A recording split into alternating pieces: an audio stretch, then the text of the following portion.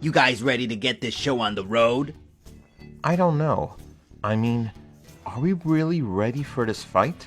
We have to be ready! The fate of the world may very well rest in our hands! Well, if you put it that way, then let's get to it.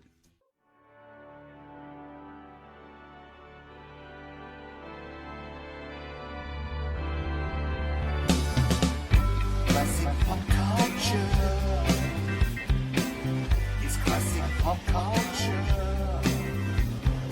Hosted by Steve, Ludwig, and Ludwig. Classic pop culture. It's classic pop culture. Classic pop culture.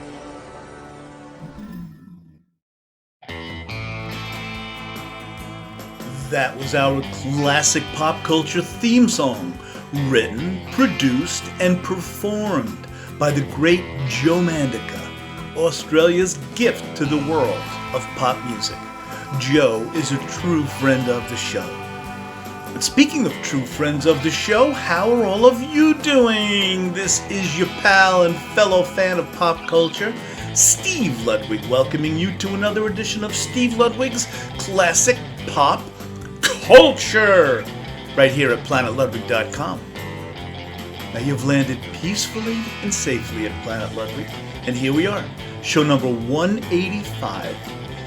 And throughout the whole first season of the award-winning supernatural anime web series, In Titus VDM, we've had such talented members of the voiceover cast and crew of In Titus on our classic pop culture shows. Well, the season finale, episode 9 of In Titus, is upon us, and to celebrate and get ready for it, we have its creator, editor, director, producer, now this is all the same person by the way, the amazing Delmar Burkett. He's joined by the 4 main voiceover actors of In Titus. My buddy Solomon Chertok, who plays Robert, AJ Velasquez, who plays Charles, Katherine Black, Jasmine, and Claudia Nguyen, Megan. Now, I'm only mentioning this next part, next thing that comes up here, because it is mentioned in our conversation, but I voiced the part of the Fixer in Titus, and I am in no way putting myself in the class of our guests. Would you like to see an example of my fine acting?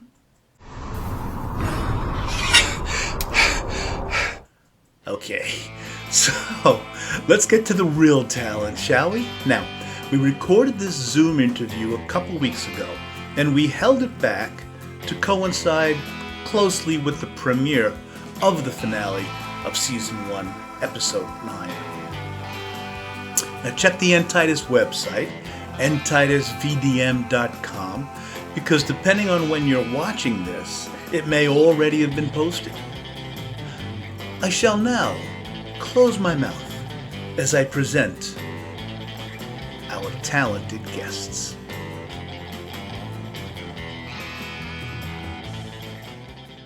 And here is this wonderful ensemble of actors, creator of In Titus. Now, we have spoken with 4 of these people, so I want to welcome back AJ Velasquez. He plays Charles. Sometimes what lies under the surface of each individual, the physical aspects may be pleasant, but the intentions are all too dangerous. Katherine Black, she plays Jasmine. Please, with the power you have given me, help me find the others that bear the marks. Because without their help, it may be impossible to stop Titus on my own if he rises. Solomon Chertok plays Robert and Mark. It's already 6 o'clock. If I'm late with these documents, Mr. Patterson's gonna kill me. Not to mention Megan. I hope this shortcut helps. This tree. This symbol. What does it mean? And why do I feel so drawn to it? And joining us for the first time, the actress who voices Megan, Claudia Nguyen. Everybody, let's welcome Claudia. Well, okay. But you better not leave me hanging again, Robert. I mean it. I have to go. Don't be late. Goodbye. I promise I won't be. Goodbye. Hey, Megan. Robert, where were you last night? I waited for almost 2 hours. You know how embarrassing that was, sitting in that restaurant all by myself waiting on you?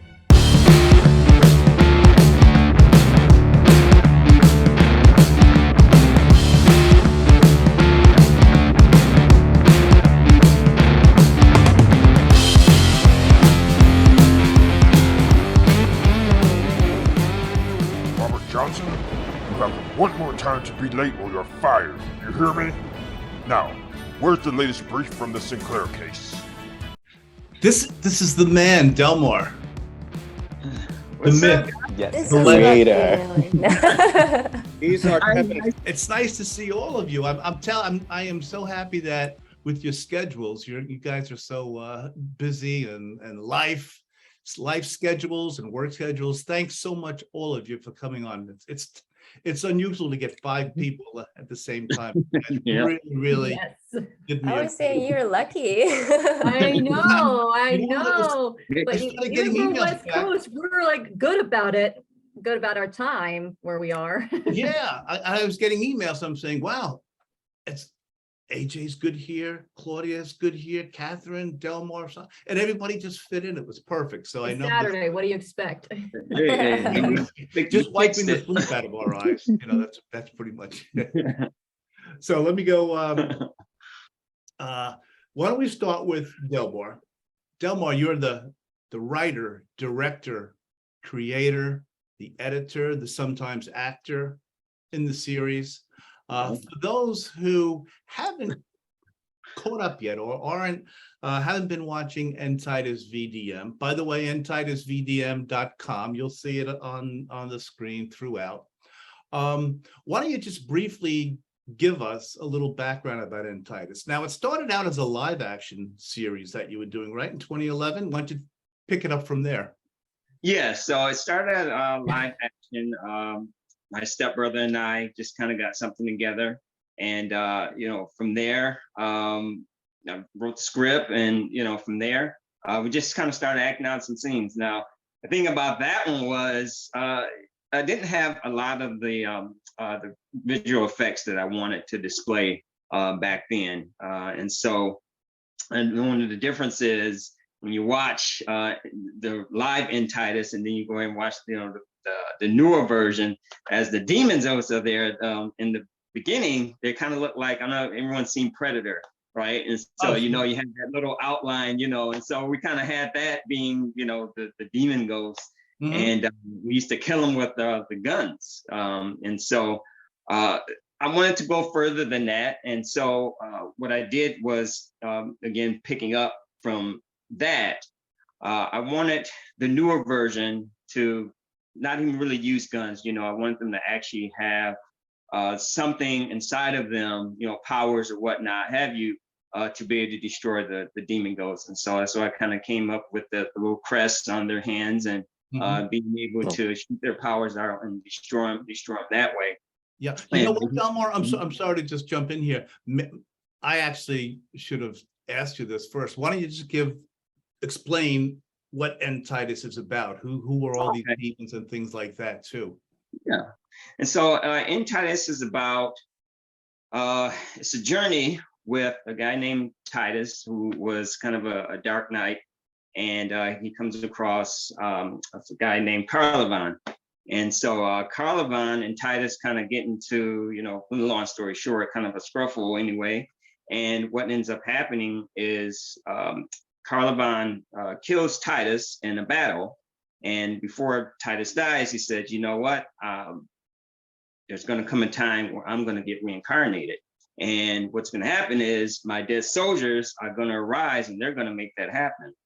And so generations later, here comes these his dead soldiers, positioned as spiritual demons, and they kind of get in possess people to help look for these enchanted stones or what have you, and they get those and they try to get them together, and if they put those together, they can reincarnate Titus, and Titus means to take over the world, and so there's those that aim to stop them, and which Carlovan actually kind of foreseen this. He says, okay, well, I see this happening in the future, and so I want to get my own soldiers or my own, heroes, we want to call them, whatever you want to call them, warriors, hunters. And these are going to be the ones to stop the demons from getting these stones to reincarnate Titus. And so that's what it is in Titus. I am Titus, and right now I am dead. But when my soldiers finally awaken me, I will gain all power and become the ruler of this world. And AJ as Charles, Solomon as Robert. You two are the two main characters who kind of make it move along. Charles, your character, AJ. He plays AJ. See how well you do the character, AJ? I think of you There, as- AJ, there we go. There we go. You do the character so well. I think of you as Charles, AJ. No, Thank you. AJ, your character of Charles meets Solomon's Robert in the drugstore, and that's how you guys hooked up, correct? Yes. Ugh. What should I put on this? I don't see a rash. It just itches and burns. Looking for hemorrhoid cream, champ? Maybe you shouldn't spank the monkey so hard. What? Get lost, man. Just saying, you'll go blind keeping that up. Wise guy. And Solomon, what is it about your character that AJ's character of Charles said, he might be helpful to me? Well, basically, he needs my help on this adventure. And when in episode 1, my character, Robert, over here, as you can see on the wonderful shirt. That's so awesome. I was wondering how that you got it. I was wondering It's how merchandise, where the real money from the movie is made. You hear that, Delmar? Okay. We're working on that. You're starting already, Delmar. Steve, wait a minute, Steve. You look hot over there. Are you sweating, man? My God, why are you sweating? It might be. Maybe I should take this shirt off. It might be an East Coast thing. Hang on. Yeah. Oh, is it getting hot over there right now? Wow. Oh my God! Wow. There we go. Thanks. I feel much better now. No, I'm just joking. That was the key. That's all. Solomon, we better let everybody know. We took care of these shirts out of our own pocket. Oh, absolutely. But Delmar, that's what you have to get working on. The merchandise and the merchandise. Yeah. Everybody wants it. I know it. Too busy on the actual production. I know. But everybody wants Trying to the edit shirts, the hats, the toys, all the sugar stuff. They all I get it. need an actual merchandiser, so we'll get to work on that. So Robert, you're up. Gee, what is wrong with me? You're And looking it's at the like what? shirt. That's Almost the 2 problem. You're o'clock looking here at on the the shirt. Solomon, how is Robert helpful to AJ's Charles? Well, when we find Robert in the beginning episode, he's kind of, to me, I always keep thinking he kind of represents the audience going into this whole world, this whole adventure, where he's basically the any man or average man who is stuck at a dead-end job. He's not being treated correctly. He's having relationship issues with his girlfriend. Yeah, Claudia. Yeah. And he always feels like he's very smart and intelligent, but he always feels like he was supposed to be meant for more, that he was destined for more. And when he meets Charles, who's voiced by AJ, at first he kind of thinks that he's kind of a little bit out of it, like, oh, you want me to go on this adventure? But at the same time, he's like, you know what, maybe this is what I need to help me get where I want to be, because I know I was meant for more in that sense. I mean, if you want to make comparisons to like Star Wars, AJ's character Charles would be the Han Solo, and my character would be more the Luke Skywalker in that sense. I was going more with Chewbacca, but that's all right. Oh, Chewbacca. That's a good description. Now, Catherine, Jasmine is a very mysterious character when we first meet her. I mean, I wrote down both yours and Claudia's. Now, AJ and Solomon are in each episode, but Catherine, Jasmine is in episode 1, 2, 6, and 7. Claudia, your Megan is in multiple episodes. But Catherine, tell us about the mysterious Jasmine. Well, what I know is that she has like way more experience than the other two guys, of course. And no, she has this. She already knows what it's really going on, and she needs to find a way to stop it, because I know, because like from ancient times, like our own family member was part of that. Call a van. Centuries ago, the tribe of the Kandaku warriors battled the vicious army of the warlock Titus. Overcome by jealousy and hatred because of the lost love of a woman, Jasmine, to the leader of the tribe, Kara Levon, Titus vows to one day get his revenge and to take over the world. So she's trying to, like, knowing that she's on a mission to fight back at them, and also knowing like there's these two guys who have these powers too, and she's like off to find them, which I can't wait for them to meet up, because this is the way she has to help them out to get more experience. Yeah. And Delmar, you being the writer and wearing multiple hats, you've really built it up to this episode 9.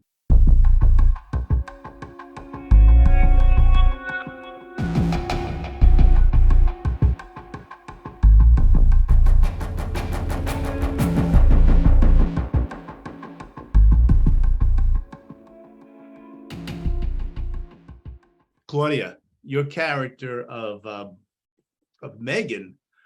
First of all, I'm having trouble sleeping because I'm worried about you two kids, Solomon and Claudia, your characters of Robert and Megan. That was man, I'm so sorry. I... You better not tell me you forgot again. No, I didn't forget. I fell asleep. You fell asleep? Do you know who saw me sitting there all by myself? Cynthia. So embarrassing. You shouldn't care what Cynthia thought. I took some painkillers last night and it must have knocked me out. I'm so sorry. Well, I care, and you're starting to be a pain to me. You're going to need to make this up to me. Look, why don't you meet me at the museum restaurant later for dinner? You always liked eating there, say about 7? Well, okay. But you better not leave me hanging again, Robert. I mean it. I have to go. Don't be late. Goodbye. I promise I won't be. Goodbye. That was kind of a tenuous relationship throughout the series, wasn't it, Claudia, with Megan? Can you? Yeah, for sure. I feel like a lot of my lines are kind of just like angry or just scolding him. I mean, my first appearance, Megan's first appearance is like, why did you ditch me last night? You did it so perfectly. It was like, oh, I could see how she's, PO'd and really. Yeah, she's genuinely hurt. But I'm like excited like Catherine, I can't wait to see until like, I mean, I haven't seen past what we've recorded, but yeah, I'm trying to see if she gets to find out more or how she kind of, tags along or plays into the whole story. Yeah, we already got the idea on Jasmine, like, oh, she's a great fighter. And also one time when the guy's like hitting on her in a club, she's like, no, thank you. I'm on a job. Hey, Miss Pretty, you here all by yourself?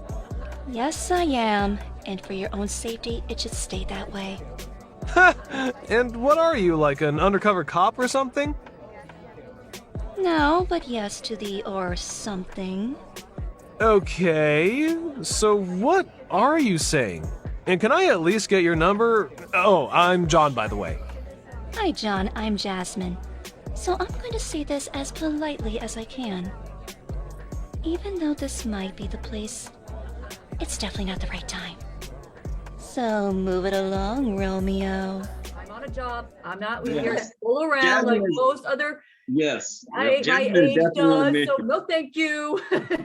I just like how she said that bartender's just like, Yeah, you know, I mean this in the nicest sense of the term, but Katherine and Claudia, both of your characters are like tough chicks. Like you don't take any garbage from people. Yeah. And these guys have no idea. These guys have no idea. Yeah. They know. Yeah.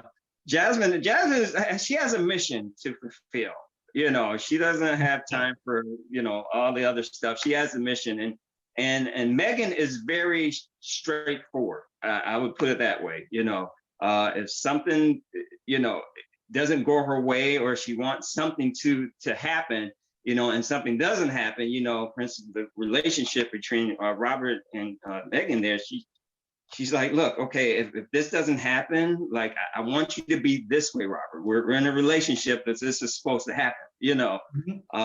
And Robert is kind of, you know, okay, he's a little dumbfounded perhaps, but he doesn't really want to, you know, spill out the beans for to say what's really going on in his life, you know, with him and Charles, you know. But that you know, we're going to be changing that soon. To give away too much. Well, it's the beginning. They're just being idiots, these guys. So, they're just Those being guys, idiots. That's the thing I know from, because I know it's inspiration of anime and manga, right?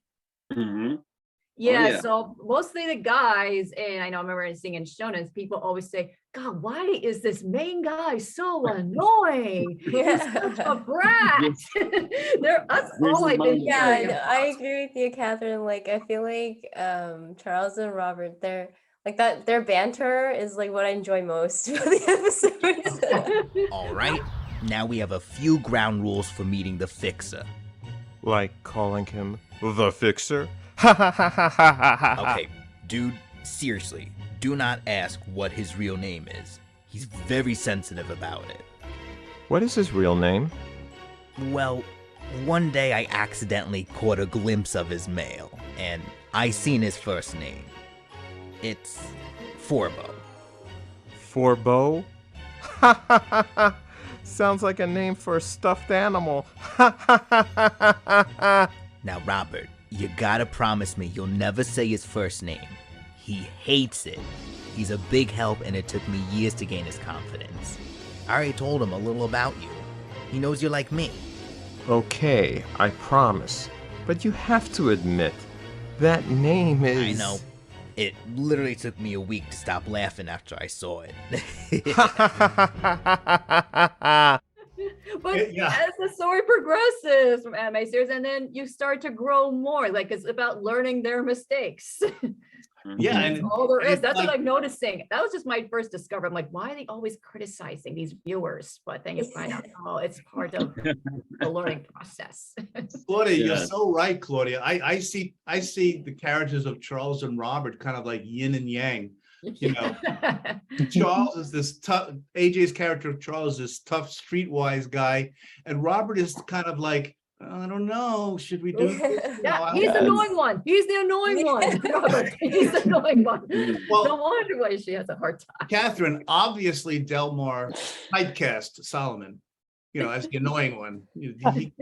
We'll like him maybe more in second season. I bet. Now, listen, like you said, they're like learning mistakes. Hey, that's how the writer is, though, man. It's not. Don't worry, it's the character. The relationship is kind of still building. I don't know why. I feel like I'm getting kicked right down over here. Not you. It's the character we want to kick. Yes, the character. No, I think we can kick Solomon too, Catherine. We don't limited to his character. All right, so I was gonna say like no. But Delmar, I love where all the characters are, but you know, I just want to put a little bow on this with Charles and Robert's relationship. I think we as viewers can see a little bit of ourselves in each one of them. Like I don't know, maybe I'm reading this wrong, but I see Charles, he's tough, but I think there's a little kind of not false bravado, but I don't know if Charles is 100% sure of himself either. And I don't know if that was your intent, but I think that adds a great layer to his character. And I think Robert is like learning, and now he's, you know, trying to mend things with Megan, and he's changing as well. I think they play off each other really well. Yeah, and you know, Charles tries to kind of cover. kind of scared on the inside, but he tries to cover it up with humor a little bit.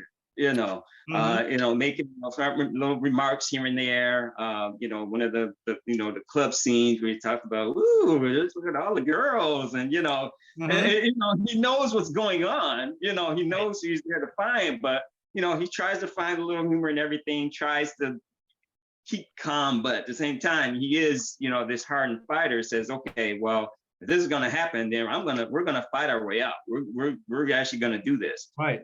And Robert's kind of sometimes unsure himself, that he can get something done. That actually he can be this fighter too, but that's starting to develop now, as you see as the episodes progress. And you see, I see part of the reason why Robert is the way he is, maybe unsure of himself, is because of his relationship with Megan. Claudia, do you see where a person may think that, like, I can't do anything right with Megan? You know what I mean? Oh yeah. Yeah. And we cannot forget the fixer. Oh, well, I think if Megan had powers, I mean, really. The glue of the series. Let's just say it, okay? I'll cross-reference the fires to see if they're all accounted for and a match for a fire spud. Then I will check to see if there is really a pattern or a poor attempt to do a spiral graph on a city scale. Yeah. Okay. Go for it. I love a little too smart for his own good. Let's say that. Oh yeah, he's kind of too like smart for his own good. Yeah, and he's hard to really warm up to, except in my heart. But he thinks he knows it all. Right. Right now, before we go any further, and we'll definitely get back to the episodes, but I want our audience to know that, first of all, In Titus has already won for Best Web Series TV Pilot for the the first episode. So you've already got from the New Jersey Film Award for that. And it's just officially been selected for the 2022 Urban Action Showcase International Action Film Festival for episode 6. So Delmar, congratulations. And thank you, Solomon. You presenting those to me, it's I've looked at a lot of film festivals in the past, but I get so caught up in doing what I'm doing, putting things together and stuff, that I kind of forget about them sometimes. But I want to thank you for reminding me about those. Thank you for helping me get these things out there. So thanks again. I appreciate that. You're welcome. Nice job, Solomon. This is a perfect illustration of the life of indie filmmakers and indie actors. Life also has to be dealt with, going to the store, paying your bills, things like this, your family. And, you're not just actors, period. Life creeps in. And so with Pedro Musa, who is the brilliant animator of the series, who I had the pleasure of interviewing, and here is that talent behind the animation we have just seen. What a pleasure to welcome to the show the one and only Pedro Musa. Pedro, welcome to the show, my friend. Yes, thank you, my friend. I'm so happy that can inviting me for this conversation. I'm apologize if my English not very friendly because I still learn about speak English. Everything you've said, I understand. So please don't worry about it. Okay. Thank you so much. He had told me that for every 2 minutes of screen time, the animation takes 10 days of work to make those 2 minutes. Yeah. So, when we think of how long an episode is, not only has Delmar got these things to deal with, he also knows that Pedro is working as quickly as he can, but Pedro has other life creeping in as well. So that's always, the life of an indie filmmaker. Do all of you feel that? AJ, have you found that as an indie actor? It's, I wish I could just act, period.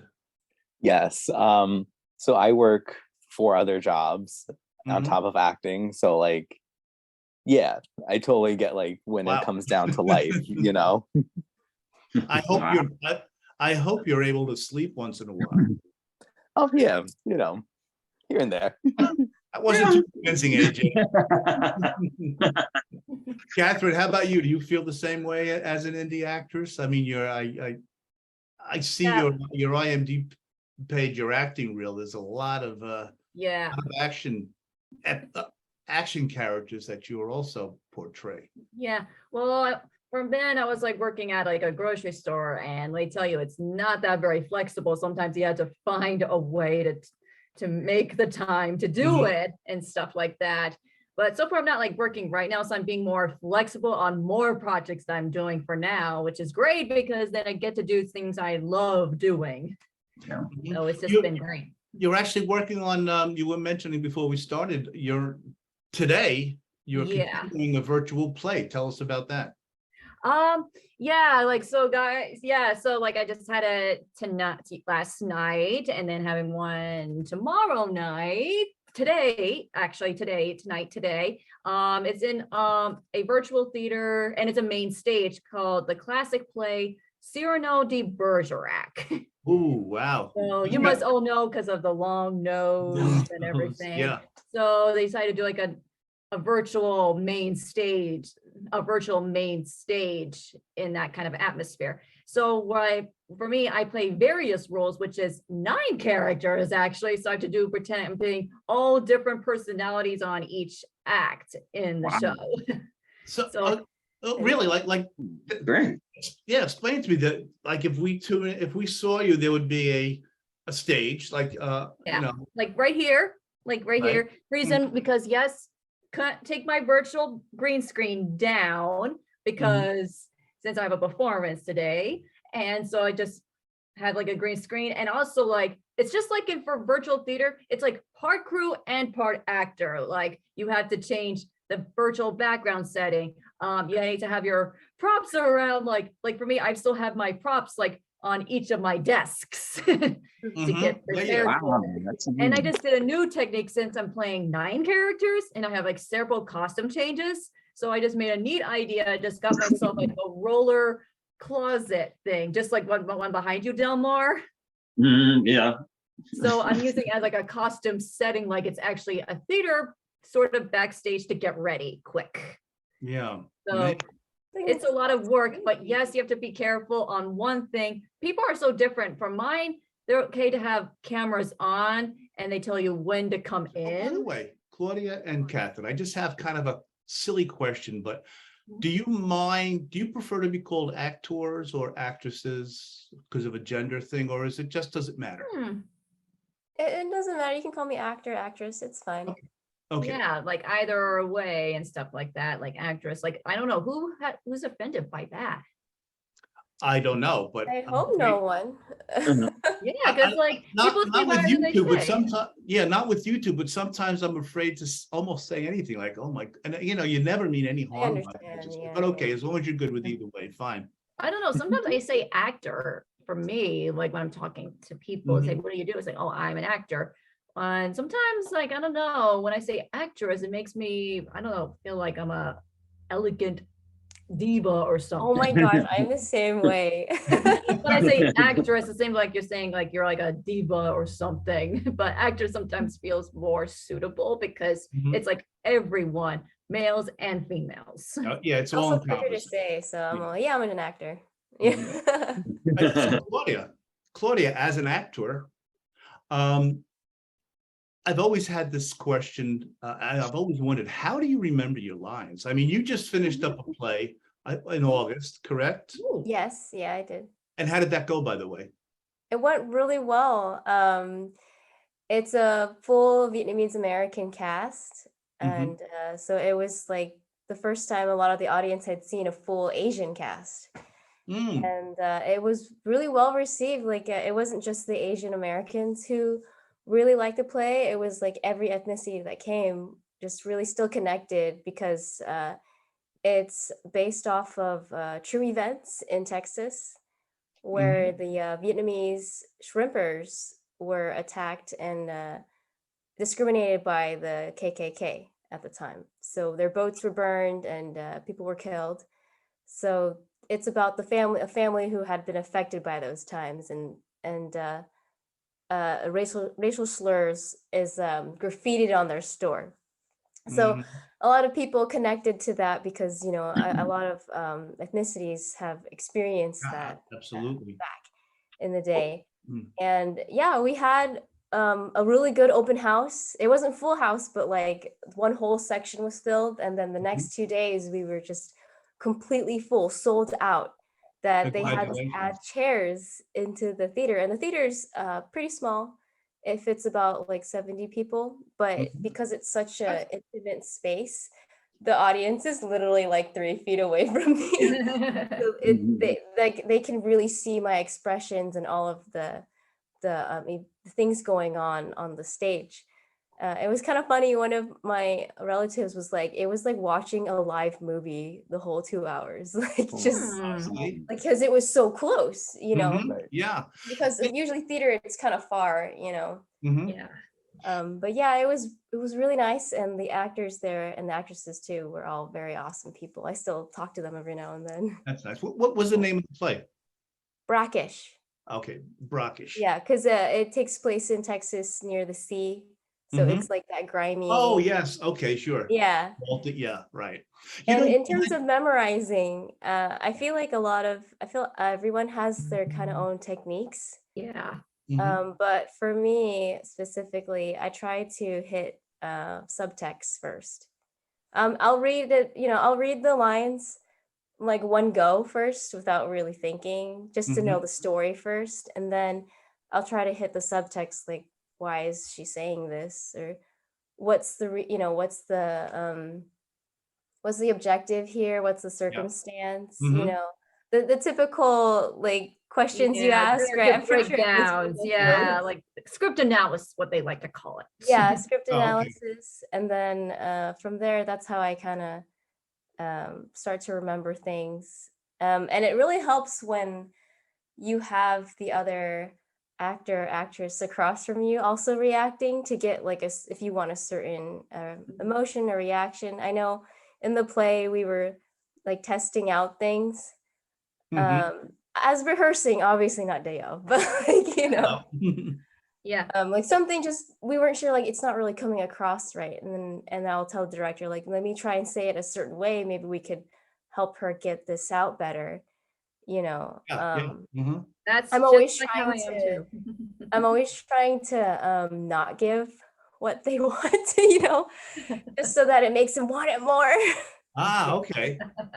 Yeah, Interesting but method. like, you know, usually like she's like my sister in the play, she doesn't she's always feeling like she's left out, and so I'm always like, what are you talking about? Like, I always like include you, you know. Yeah. Try to like I really don't understand what she's actually saying, just so that she kind of is more motivated. Right. They want it more, and then she does open up to me and actually tells me what she wants. I'd love to go around. I'd love to go around the horn and talk about this memorizing lines. AJ, is that a tough part of acting for you, memorizing your lines, or have you always been good with that? Well, luckily, I help train medical students with acting, so I do like role plays with them. So it really. Now, when you say you train medical students in acting, what do you mean? Like bedside manner, things like that? Okay. Bedside manner, like diagnoses and everything. And sometimes the cases I get are lengthy and detailed, and it really helps keep my mind fresh. So when I get the script for In Titus, it's like I just kind of know it. But yeah, it's amazing what the brain can do. Yeah. Yes. I've said this throughout my life. The brain is probably the most complicated organ. I mean, it's you know, obviously I'm not breaking any grounds by saying that, but yeah, I know exactly what you're saying. Solomon, how about you? How are you with memorizing lines and things? I have no problem when it comes to memorizing lines. I have kind of like a semi-photographic memory, so it's very easy for me to do that. When doing voiceover, it's a little different. But as I've mentioned before, with my technique in terms of recording with voiceover, I always want to treat it as if we're shooting live action, because the one thing you do not want to sound when you are recording is wooden, like you're actually reading the line. You want to put the emotion to it. So that's why Delmar knows really well how I take my time in terms of the recording and sending it them and sending him as many different takes, because I want to make sure I got it down in that sense. So this way it could sound as if I was actually there live on set. As opposed to just reading it off a piece of paper and just sounding flat, like, hello, how are you? How you doing? Yeah, you can hold the script up to this, if you're gonna do that, sure. Exactly. But going back to episode 8, it was when Delmar asked me to at the last minute to fill in for an actor who had to back out because he had an accident for the role of Mark. And I'll never forget, he asked me very last second saying, can I do a stoner voice? So kind of like a Bill and Ted type voice. Dude, what's up? This is Delmar. What you doing, man? Definitely. So, Excuse me, could you tell me how long you've been selling these ice candies? Well, we started selling them about 2 months ago, right after we hired Alex. He's the one who started making them, and they just became popular. Once you eat one, you never want to stop. They're so delicious, you never want to leave. You know what was great? When Delmar asked you, could you play a stoner character? You said, perfect, I'm stoned right now. So let's I'm hitting those half the edibles. time, even right now, I'm stoned. Yeah, you had an edible. You had an edible about Yeah, I 90 need a huff and a puff right there.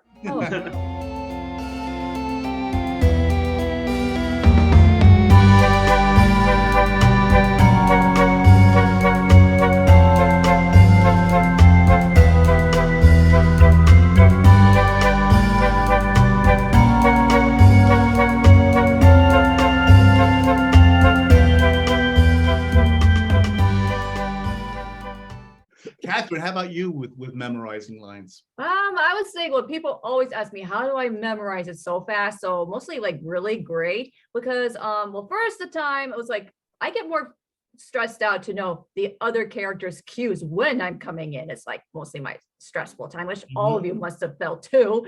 So, but I learned from this acting class like many years ago, like around in my mid-20s. And I remember when I took the film course and they say you could be off book on Monday, and we just got it for 2 days. I'm like, wait, how do you memorize this so fast? I'm not used to this. Yeah, absolutely. And the teacher told me to use a voice recorder. And it really, You play it back to yourself? You play it back? Yeah, just like recording, like first I did 2 things. Like first recorded the character's cue, the other character's cue, and my lines. And then I did my other second recording, taking my lines out and just use the other character's lines, the other actors playing it, so I can get used to the cue on the other person. And then when I did it on Monday, I'm like, whoa, something's very different. It pulled it off so nicely. I didn't think it could be pulled off. And I was like very, very surprised about it. It's like hearing my own voice, but just like a keyboard, how you put a different voice effect. Gotcha. In that kind of way, but it really does work. Like it's really weird. So the only way it really helps it being stress-free and how to memorize faster when you have only a few weeks. But thing is, film is different. You have like last minute to memorize. But for theater, it's a lot, which I bet you know, Claudia. It's a lot more lines to memorize. So got to use that voice recorder, and it's like memorizing the entire book. Yeah. Oh my word. Compared to film. But Delmar. it's very different. Yes, you have to memorize the entire book. But then, yeah, like when you memorize like every day, well, first when you memorize one day, you're like, oh my God, oh my God. But then for a few more days, you go, oh my God, I'm starting to feel the off-booking coming. It feels so weird. And it gets more fun and fun, but if you prepare it very early, if it's like near performance day or near film shoot, you go, oh, I'm screwed. Yeah. That's how we feel every time. So it depends. Different various projects. Sometimes I feel a little stressed out maybe the first time, but then when I keep going, it gets a lot more fun. When you memorize it. It starts to make sense. Like, oh yeah, yes, I think I understand this acting thing, right? Yeah. So you like want to go, why am I doing this again? But then when you get it off book right then, yeah. But classic dialogue like Shakespeare, especially Cyrano de Bergerac, is much harder. I can imagine. Yeah. Delmar, much harder. you wear so many hats, Delmar. You're the creator, the writer, the editor, the director. You're also an actor. How about you as far as memorizing lines? I don't think I if I didn't have the script in front of me, I'm not sure I could do it. How about you? How are you with memorizing? Saying it over and over and over again. Yes. You got it. Lots of rehearsal. Repetition.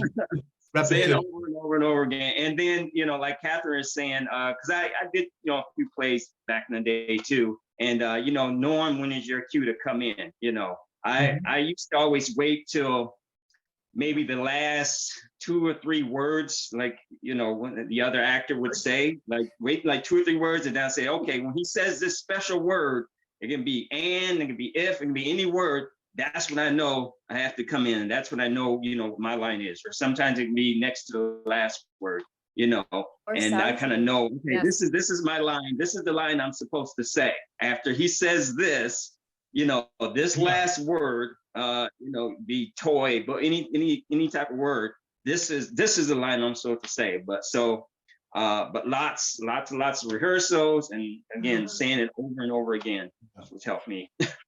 Catherine, I'm sorry, I missed what you just said there. Yeah. On me, on this. Claudia, I'm sorry. Claudia, you had just said something. Yeah, I was just saying like sound effect, like sound cues too. Yes. Okay. Yeah, like previously, like we like have to hear the car door shut before we can go back on stage, There's no one on stage, so. Yeah, the tricks of the trade. Yeah. For virtual theater, for mine, like, it's like for mine I'm doing for right now in Cyrano, like, you can't hear the sound. Actually, the tech manager tells you when the sound cue comes in. Oh, that's the tough part. Like yesterday, some parts were little off. I didn't hear what he said. I just went right to the line because you can't hear anything. Only if you want to put the YouTube streaming on yourself. But I don't know, like it gets too much distraction, really. But it's hard to tell when the sound cue is when you're not in the room. But theater, you can live in person. But yes, but in virtual theater, some people like to cheat to have a script on the screen on their laptop or computer at times. Some virtual theaters do that. Some people like to do that, but for me, I don't know. It feels too not right to do that because why? It adds more freedom when off book. It's like an. They still have the theaters where the guy holds up the cards underneath the what do you call it? He's below the screen. He's holding up the cards. Script. Yeah, so it feels like, wait a second, but how are you going to move around if your head goes that way and your script is right here on the screen? Yeah, right. Yeah. Delmar, we have 1 episode left in season 1. We've had 8 so far. It's a 9 episode. It's actually 10 episodes because I think episode 3 was 2 parts. Yeah. But episode 9 coming up, we think around Halloween, Delmar, might be more or less, correct? Yeah, we're going to try for Halloween. We'll try for that. But again, like we said with the animation, sometimes it just, unpredictable. But we'll try for it. Yeah. So what can we expect in episode 9? Well, if you take episode 1, go all the way to, episode 9's building blocks, and so it's going to seem like it's come to a conclusion, but it's really not, everything that the audience has been wanting to happen is seemingly going to happen. Part of it, you're going to part of it, what Jasmine was trying to accomplish, what Robert and Charles was trying to accomplish, or want to get to know what's going on is gonna almost come to a head. And I say almost, without giving away too much. But yeah, expect a lot more excitement. It's going to be a longer episode, one of the longest we've had Mhm. yet. So yeah, so expect a lot more action. Expect a couple new characters. Well, yeah. Well, I say one new character, I say, but expect a little bit more drama in it, and so it's gonna be good. So it's, you know, I hope everyone views it when it's done. So it's gonna be something else. Yeah, I mean, for those of you who haven't gotten into End Titus yet, you've been seeing the web address on screen throughout, but the episodes are average around 15-20 minutes or so. So they're you just pop them on, everybody, you're into it, and before you know it, it's over because it's so exciting. And there are eight episodes to catch up on. So go to endtitusvdm.com, check out all the episodes. Episode 9 will be the season finale. There is a season 2 coming, Delmar? That is being brainstormed at the moment.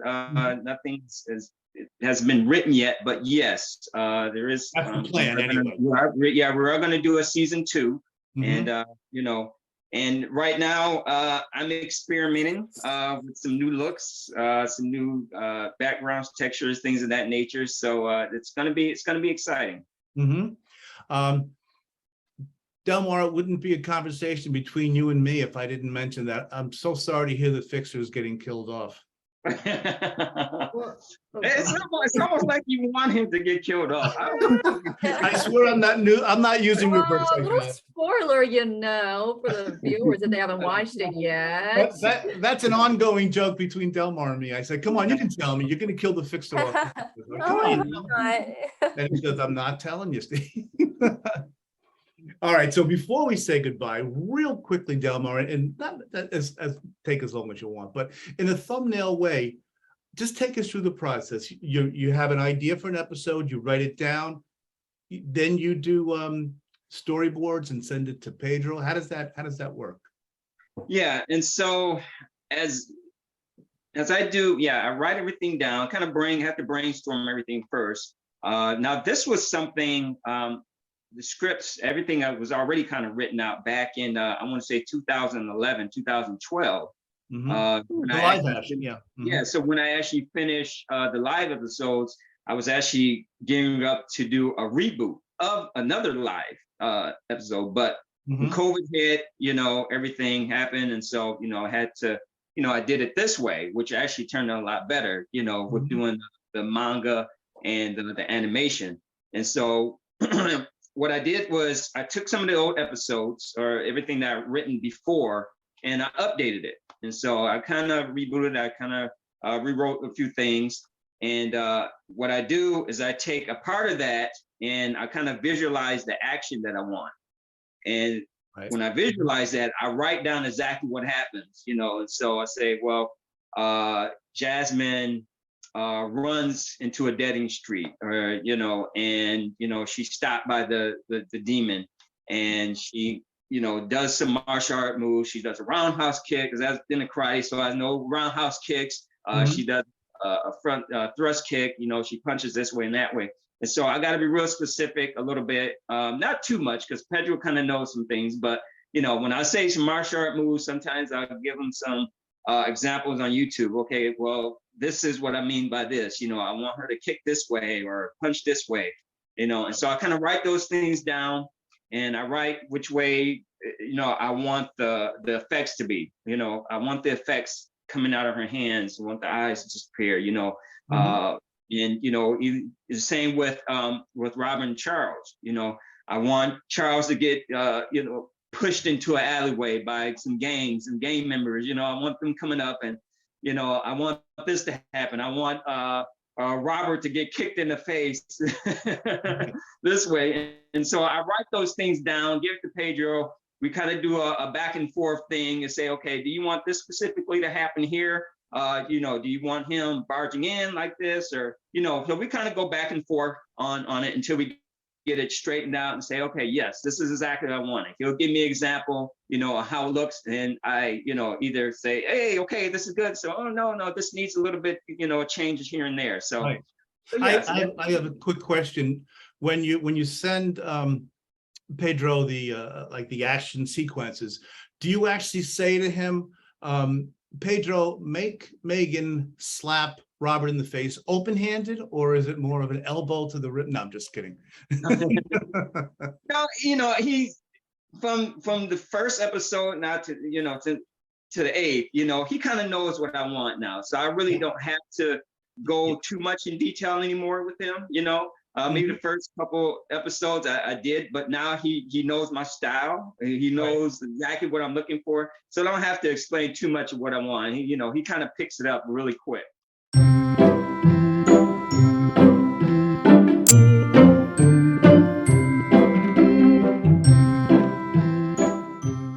All right, before I say goodbye officially, let's go around the horn. Let me know what you've done, what you're up to, whatever you want to share, and please share social media if you'd like with our audience. Solomon, how about we start with you? What's going on? We have the first off, I have to say I love the brand new poster for In Titus. Yes, yeah, I know you just showed it to us, and I have to say one thing. It kind of has a Fast and Furious feel to it because you have the car right there. You have Charles right in front, kind of looking like Vin Diesel. You have Jasmine on the car doing her Michelle Rodriguez thing. You have me and Claudia in the back there, kind of looking like Paul Walker and Jordana Brewster. And you have Fixer on the side over there, kind of looking like The Rock. Like obviously, he's about to lay the smackdown on somebody's ass right there. Yeah. That's called a season 2 poster,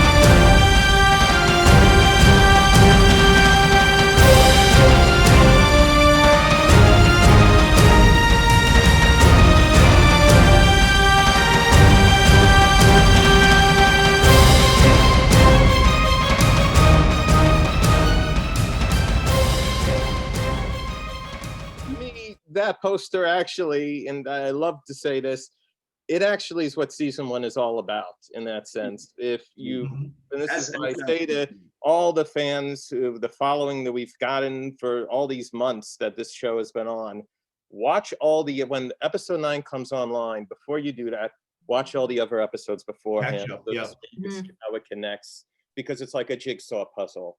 And then when you finally get to that last piece, you can understand, and especially looking at that poster, you go, oh, it makes very much sense in terms with the future of what's going on, as we should nickname season 2, In Titus, Too Fast, Too Furious. But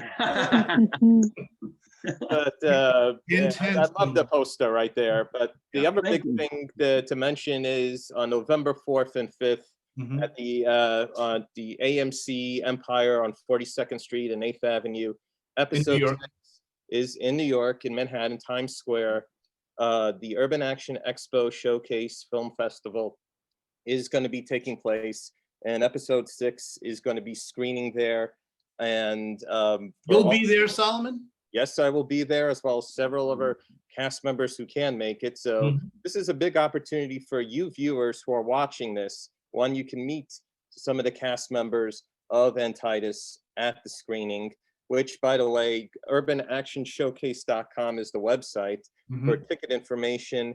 And what I usually think, because I was there once a couple of years ago, is that they screen what they do with the episode. I'm imagining they're going to screen it in a block, like a 2-hour block, like a 12 o'clock, 2 o'clock, 4 o'clock. And in that block, they're going to screen several shorts as well as web series episodes.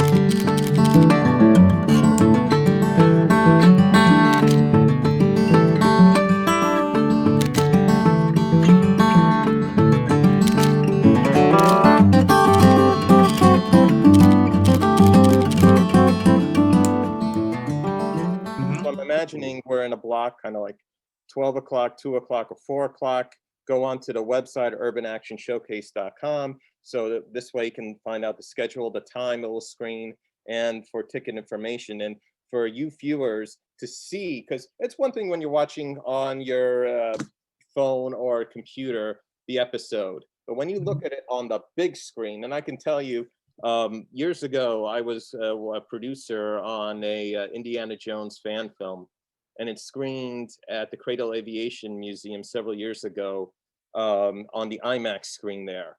And when you see the film projected on a big screen, it is something else. It makes it look amazing. And to me, episode 6 is one of my favorite episodes because I feel that's what In Titus is, in a sense, where it has this serial feel of, you know, like these 1940s serials, or like the Batman Adam West show, or even 24, the Kiefer Sutherland show. And that in particular, that episode is in a way kind of like the 24 episode, because that has not only the most action we've gotten so far, with the exception of episode 9 coming up, but also the highest body count. You know, nobody is, that's why on the show, nobody is safe.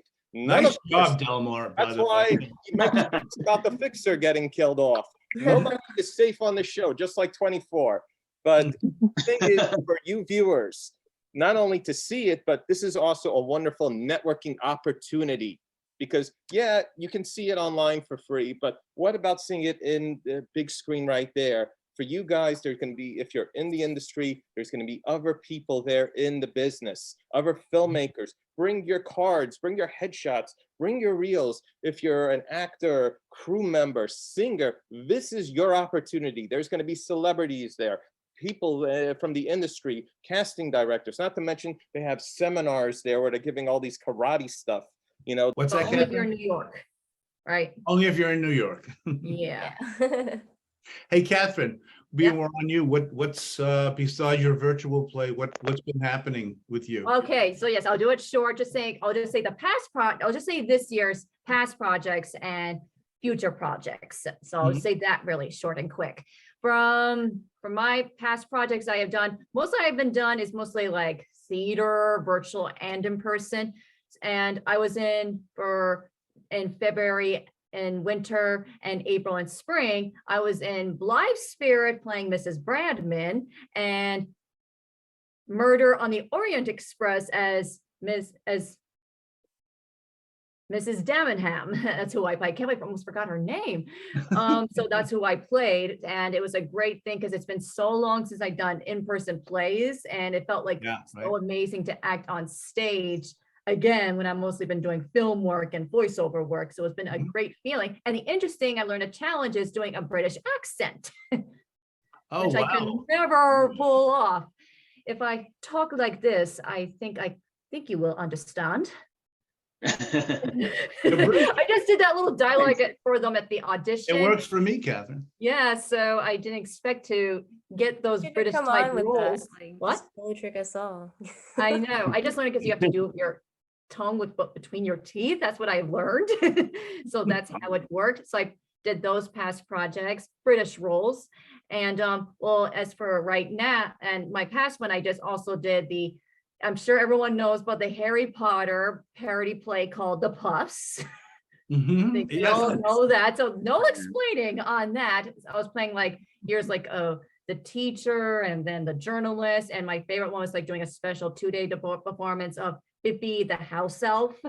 And I just did the, like the Dolby character. So I just did like, oh, that person has to sing and I don't sing. So I just did like my attitude, annoying singing, cutesy kind of type voice kind of way. It was like a lot of fun, especially for people who are big Harry Potter fans who know the story. You have to know the story pretty well and stuff like that. So those are my in-persons. And for virtual, well, I was in Much Ado, which I played various roles in that one. Lots of fun playing various roles because you have to be different personalities, like you have a personality disorder or you're a clone or something. So that's just a lot of fun to do that. And also, right, also, when I'm also doing Cyrano de Bergerac, next week, I'm actually going to be in a one-act horror play called Candlelight for a virtual Halloween production, virtual production. So that's going to be like a lot of fun because won't say the spoiler, but mine is kind of like a little crazy on spells, of course. So that's going to be a lot of fun for a nice Halloween horror one act for next week. So that's fun. Social media, Catherine. Yeah. For my social media, you can find me in Instagram on Katherine Louise Black. And for Twitter, Katherine L. Black. And for my Facebook, you just go for Katherine Black. Gotcha. And Solomon, I forgot to mention your IMDb pages will be on the screen as well. People can. Yeah, it's also on the cast page for In Titus on InTitusVDM.com. Right. Which we have a wonderful cast right there. Which Delmar, you did an amazing job putting this whole cast together. Look at this wonderful group here, as well as the others that are on that page. And we have, we have a screen queen, Debbie D, who's in episode 9. We have Tara Erickson, who's in also episode 9, also from LA. We've got such an amazing cast when you look at there. That's why, to me, this cast kind of feels like Star Trek. Yeah. Yeah. Also, one more thing I forgot to mention, also for voiceover work, I'm also doing an audio drama series of the Power Rangers, where I voice Kimberly and Scorpina. Carl Dutton. Yeah, so definitely you can check it out, like listen whenever. Yeah, so yeah, fun thing to do, but in a nice serious adult tone kind of way. It's in season 3 right now, and they just had episode 3 out. What? She does a very good job. It's Carl Dutton. I was on his X-Men episode. There you go. So yeah, for how to find that, if you're driving, doing chores, whatever you do to kill some time while listening, it will be in YouTube, podcast, and iTunes. Great. So you can find any of those 3 and highly recommend it because it made number 6 in one of the top fan fiction, of course. Very nice. Congratulations. So it's something people call, this is how Power Rangers should have written in a serious kind of way. So I highly recommend it. Dark Rangers. Well, kind of. A little, but yeah, Dark Rangers, but not really like Power Rangers. But you'll when you hear it, you'll understand what this is how it should have been. Claudia Nguyen, catch us up. So I've already talked about the play I did back in August. I just want to mention it was such a powerful play. Like my aunt was even crying at the end of it. You know, so many people were impacted. In terms of future projects, Claudia, was it recorded? No, it was not recorded. I wish it was. I think it was just permissions that never got got to. But yeah, it was. I wish they recorded it. I would, because I had a lot of family members and friends who weren't able to see it either. You know? But yeah, so that project was really fun. That was like the first play I had done in a very long time. It's been so long when you feel that good feeling. Nerve-wracking, it's scary, but you go, oh, this feels great when you're feeling the right. It's how much you missed it, right? Agreeing with you, Catherine, about like memorizing everything in the beginning. You're like, how am I gonna do all this? It's like because like everyone has like monologues, big chunk monologues, or like the scene has to be really fast paced, so you have to like really be on your lines. But then at the end of it all, like I didn't even touch my script for like the last like 3 weeks. You know, they're like, oh, scene 6. Oh, okay, scene 6, let's go. Like and then because we were so memorized, blocking was like easy to fix if something didn't work out on the stage. And you don't have to have it in your hand when you're blocking. Oh yeah, we don't have to have the script in our hand anymore. And but yeah, it was a really good experience. I really enjoyed meeting everyone, the cast and crew, and then I met other actors too who were also also indie actors, and then some who were like already in some films and things like that. So it was nice.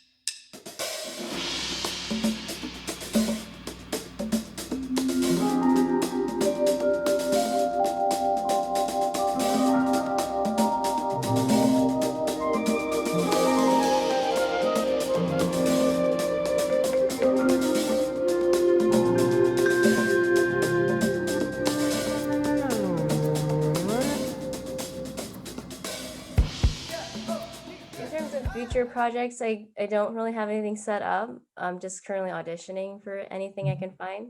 I guess we can check out your social media when things arise. You can let people know that way. What is your social media? Yeah, I'm not really big on social media. I'm meaning like I don't really keep up with it, but I do have an Instagram and it's just Claudia H. Nguyen, Nguyen. Now I gotta find you now. But that's about it. I think For my social that's media. enough. People, that's nice. One place to go, IG, and then and when Claudia decides to let us know what she's doing, she'll put it on Instagram. Interesting. No one ever says TikTok because that's the one I don't use. Yeah, neither do I. Any of you guys have used No. TikTok? No. That's the one I'm thing not being you on need. social Don't need TikTok if there's a reason for it. But parts saying, I don't feel like having it. I like what I have. Yeah. AJ, how about you? AJ.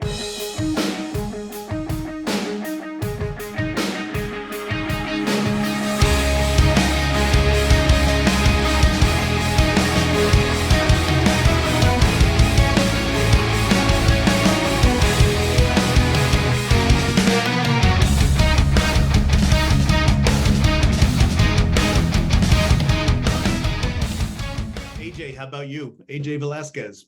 I've just been coming out of a hiatus, so I've just been mainly doing End Titus. Acting wise, I've just been helping with medical students. I guess I'll say what else I do. I work with guidance service puppies, and I also train in the circus arts. So that's really been occupying me. An animal lover. Yes. Okay, sorry. I'm gonna just real fast. This is my pug. Oh, I love it. Oh my gosh. He's so overweight. Name. And by the way, the pug is not the one in the blue. That's my wife. But here's no, she's gonna kill me for saying that. That's my buddy Jim.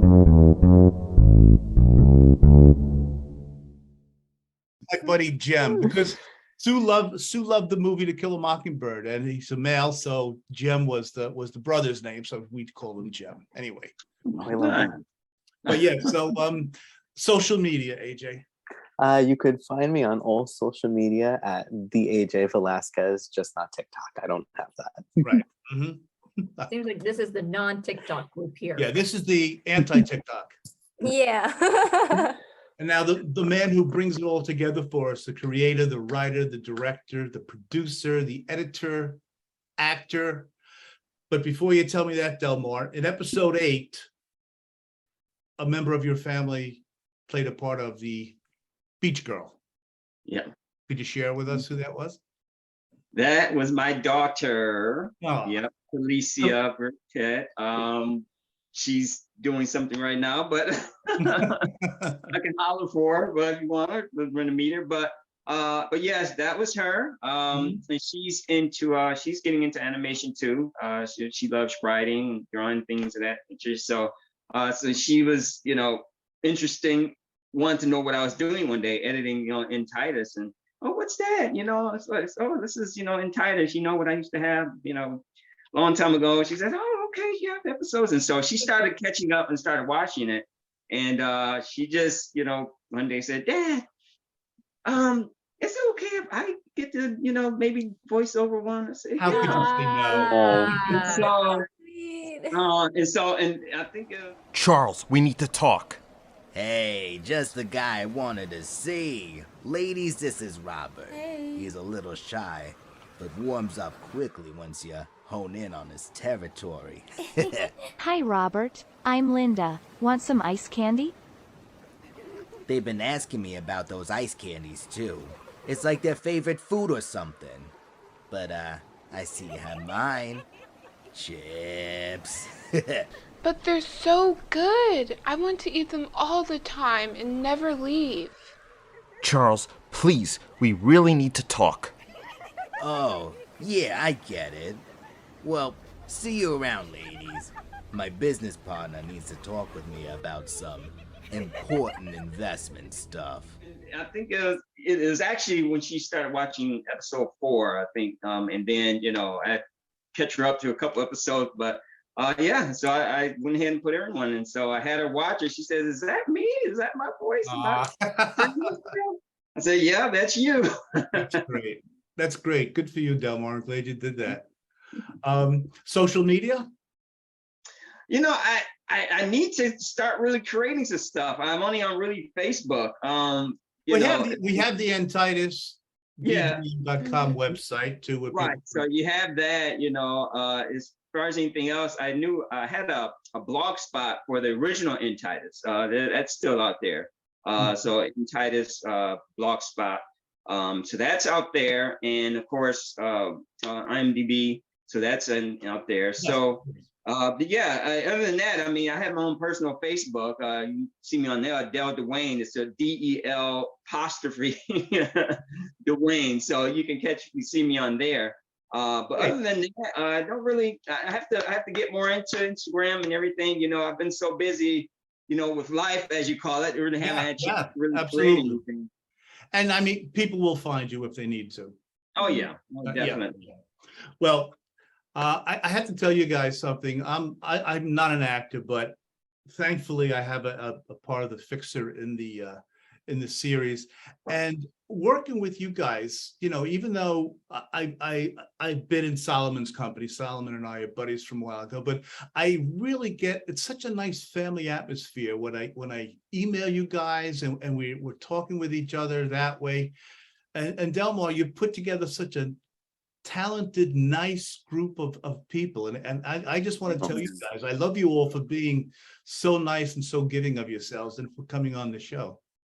Thank you. Oh, thank you. Thank you for having us. And, you know, I appreciate you playing your role as the fixer and everything. You do such a great job. You fix a lot of things. R.I.P. Fixer. I don't know. I'm just kidding. Just kidding. All right, everybody, listen.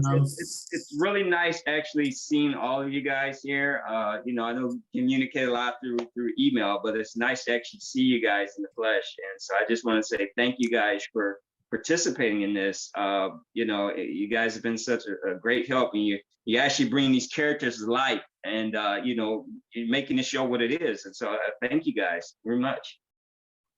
Thank you. Thanks for starting it all. Yeah, it's really good, Delmar. You're the man. So thank you, everybody. I love you all, and I appreciate you coming on, and we'll speak again sometime. We'll be looking forward to episode 9. Oh yes. Okay. Yes, definitely. Bye all. Thank you. Bye, everyone. It's nice meeting Bye. you all. Bye. Have a good rest of your day or night. Bye.